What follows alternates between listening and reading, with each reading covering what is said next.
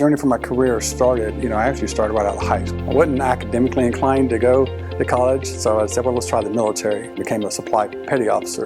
Actually came to Dane. I worked in the parts warehouse. I did that for a few months. I actually helped inside in the retail division. At that point in time, I became parts coordinator. Around 2007, I became a parts manager. Moved my family to Jacksonville, Florida. A great mentor there as well. I was able to learn quick about parts, how they go on trailers, able to build a team, get them motivated, which is actually one of the funnest things I love to do. Now I want to see how it goes onto a trailer and put my hands on it and see how does this part get integrated into this and become a work in motion as the trailer goes down the highway. 2013, I said, you know what? This is where I want to be. I wanted to see a wreck come in damaged and motivate and build a team to say, this is what it came in as and this is how it's going to leave, and see the finished product. Love that. I couldn't express how much I love that. It was great to see the team be motivated and have pride. The technicians have pride in what they do.